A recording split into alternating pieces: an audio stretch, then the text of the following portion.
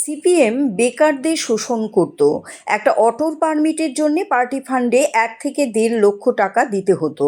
CPM কোনো সুযোগ সুবিধা দিতে হলে আগে দেখতো ছেলেটা সিপিএমের সমর্থক কিনা, মিটিং মিছিল পার্টি অফিসে নিয়মিত আসে কিনা, তারপর হতো স্কুটিনি। কথাগুলো বলেছেন 18 নম্বর সূর্যমণিনগর বিধানসভা কেন্দ্রের বিধায়ক তথা বিধানসভার উপাধ্যক্ষ রামপ্রসাদ পাল। শুক্রবার আনন্দনগর এবং পশ্চিম আনন্দনগর গ্রাম পঞ্চায়েতে 78 মার্কেট স্টলের উদ্বোধন করা হয়।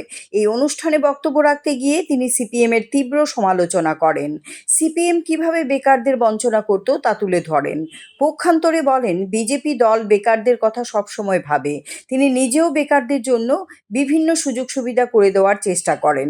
বেকার স্টল বন্টন থেকে অটোর পারমিট কোনো কিছুতেই দল দেখেন না। যার প্রয়োজন তাকেই দেওয়া হয়। এদিনের এই অনুষ্ঠানে সেলাই মেশিন, খেলার সামগ্রী বিতরণ করা হয় বেনিফিশিয়ারির মধ্যে। রামপ্রসাদ পাল বেনিফিশিয়ারিদের হাতে এই সমস্ত সামগ্রীগুলো তুলে দেন। অনুষ্ঠানে এছাড়াও উপস্থিত ছিলেন ব্লক চেয়ারম্যান ভোলন সাহা, জেলা পরিষদের সদস্য, গ্রাম পঞ্চায়েত সহ অন্যান্যরা। অনুষ্ঠানে এলাকাবাসীর উপস্থিতি ছিল লক্ষণীয়। বেনিফিশিয়ারিরা সরকারের এই উদ্যোগের বেশ প্রশংসা করেন।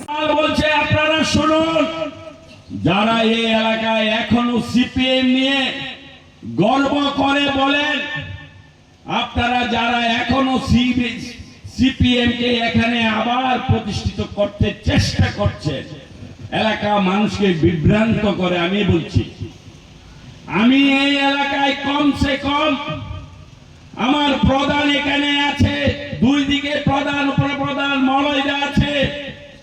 এলাকায় যারা অটো পারমিট চেয়েছে আমি তাদেরকে দিয়েছি, কাউকে আমি বাদ দিয়ে নিয়ে এখানে কেউ বলতে পারবে না এই এলাকার।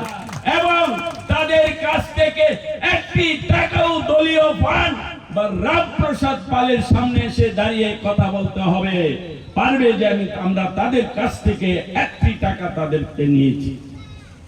এটাই আমাদের ভালোবাসা, এটাই আমাদের কর্ম, এটাই আমাদের সেবা। সেবা কোনো কিছুর বিনিময়ে হয় না।